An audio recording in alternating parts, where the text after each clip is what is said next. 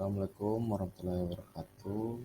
Perkenalkan, nama saya Iwan Bayu Arya dengan NIM 21.11.4092. Oke, saya di sini akan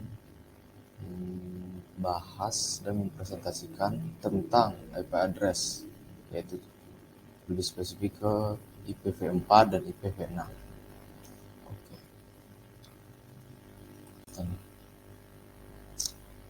Pertama adalah saya akan membahas tentang apa itu IP address.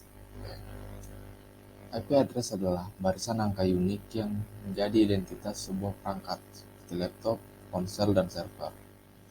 Bahkan website pun memiliki IP address, misalnya 172.217.17.46 untuk Google. IP address sangatlah penting untuk membuat perangkat dapat terhubung dan berkomunikasi satu sama lain. Pada perkembangannya, IP address sendiri dibagi menjadi dua. Ini adalah IPv4 dan IPv6. IPv4 merupakan versi IP address yang masih menggunakan 32 bit dan telah digunakan sejak 1980 silam. Sedangkan IPv6 merupakan versi penyempurnaannya. Nah, inilah yang akan saya bahas di presentasi kali ini, mulai dari pengertian, kelebihan, hingga perbedaan kedua versi tersebut. Oke. Pertama kita masuk ke IPv4. Nah, IPv4 ini adalah secara garis besarnya itu adalah alamat IP versi keempat. Nah, inilah versi IP address yang telah dipakai sejak internet mulai merupakan secara komersial. Selain itu, versi inilah yang paling baik digunakan. Kemungkinan besar saat ini Anda sedang memakai juga. Sebuah alamat IPv4 memiliki panjang angka 32 bit dan terdiri dari 4 kumpulan angka yang dipisahkan oleh titik. Masing-masing kumpulan angka tersebut adalah representasi desimal dari 8 digit atau bit angka biner. Satu barisan terdiri dari 8 angka biner tersebut juga disebut oktet. Setiap oktet bernilai maksimal 255. Karenanya, alamat IPv4 memiliki rentang dari 0.0.0.0 sampai 255.255.255.255. Dengan rentang tersebut, IPv4 dapat menampung hampir 4,3 miliar IP address. Oke, di sini saya akan membahas tentang kelebihan dan kekurangan IPv4. Yang pertama itu adalah kelebihan IPv4. Yang pertamanya adalah tidak mensyaratkan ukuran paket pada link layar dan harus bisa menyusun kembali paket berukuran 576 bit. Oke. Yang kedua, pengelolaan rute informasi yang tidak memerlukan seluruh 32 bit tersebut, melainkan cukup hanya bagian jaringan saja, sehingga besar informasi rute yang disimpan di router menjadi kecil. Oke. Selanjutnya adalah kekurangan IPv4. Yang pertama, harus dikonfigurasikan secara manual atau dengan DHCP IPv4. Yang kedua, hanya memiliki kapasitas penyimpanan alamat sebanyak 4 miliar, tetapi nyatanya tidak mencapai 4 miliar karena terdapat beberapa pembatasan.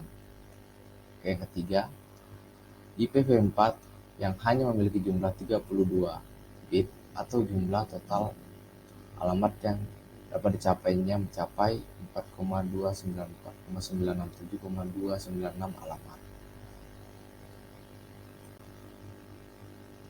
Oke, selanjutnya kita masuk ke IPv6. Apa itu IPv6? IPv6 adalah Internet Protocol Version, adalah versi IP address yang menggunakan 128 bit. Ia terdiri dari 8 kumpulan angka dan huruf yang masing-masing merupakan representasi desimal 16 angka biner.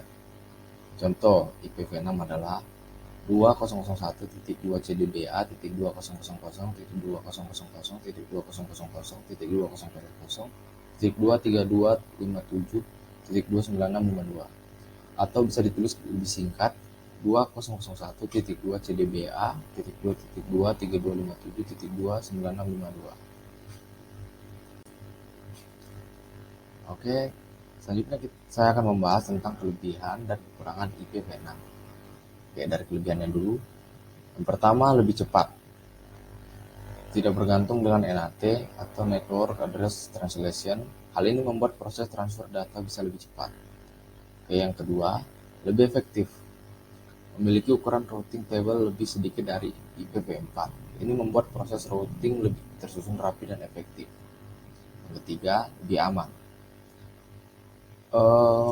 Dibekali kemampuan enkripsi untuk membuat proses pertukaran data lebih aman. Dan kekurangan IPv6. Kompatibilitas belum optimal.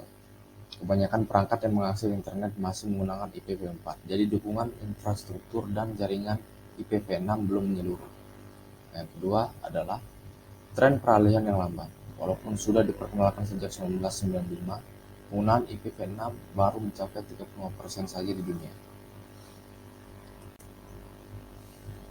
Oke, kesimpulannya adalah jika setelah memahami perbedaan IPv6 dan IPv4, apakah kalian sudah bisa menyimpulkan mana yang lebih baik? Kalau menurut saya adalah memang IPv6 adalah generasi yang lebih baru dibanding IPv4.